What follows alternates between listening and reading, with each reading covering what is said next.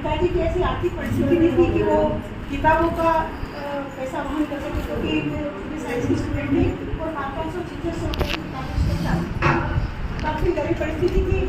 और ऐसा होता था कि जब हम लोग लाइब्रेरी में जाते थे तो वहाँ पर जो लाइब्रेरियन थे उनका भी अपना एक नियम रहता था कि वो बुक्स के पैसे जमा करके और वो बुक्स लेते थे।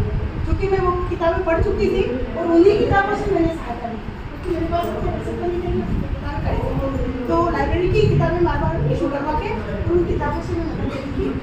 पर परीक्षा के वक्त मेरे पास इतने पैसे नहीं थे कि इतनी सारी 3-4 किताबें एक साथ आती थी और लगभग उन किताबों के 5 या 6 हज़ार रुपये होते थे। मेरे पास उतना पैसा नहीं था। अब मैं प्रोफेसरों के चक्कर लगाई, इन सब से कह दूँ वो मेरी मदद करते, इन सब से कह दूँ मेरी मदद करते। एक प्रोफेसर, मैं खामेड़े सर का नाम लूँगी, वो केमिस्ट्री के प्रोफेसर थे चावड़ा कॉलेज में। केवल एक प्रोफेसर ने हाँ कही कि 3 किताबें मेरे नाम से तू इशू करवा, you are a best student. उस वजह से उन्होंने मुझे 3 किताबें उस पर इशू करी और आज तक मेरे मन में उन प्रोफेसर के प्रति आज भी नतमस्तक हूँ। उनके प्रति आज भी मेरे मन में श्रद्धा है कि सर ने मेरी मदद नहीं की होती शायद मैं पास नहीं हो पाती और मैं नहीं पढ़ पाती।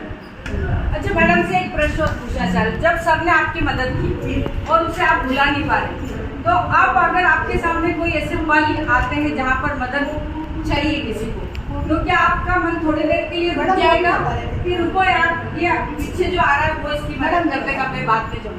मैं अभी एक असिस्टेंट प्रोफेसर बना है रामलाल लड़का चौधरी करके, उसकी मैंने 3 साल तक फीस भरी, क्योंकि उसके घर में बहुत आर्थिक परिस्थिति डाउन थी और 3 साल तक 9th, 10th और 11th उस वक्त 12th की परीक्षा में मैंने जब कहा कि मैं तेरी फीस भरूँ, उसने कहा नहीं मेरे मामा जी ने मेरी फीस दे दी। क्लैप करिए भाई मैम के लिए, क्लैप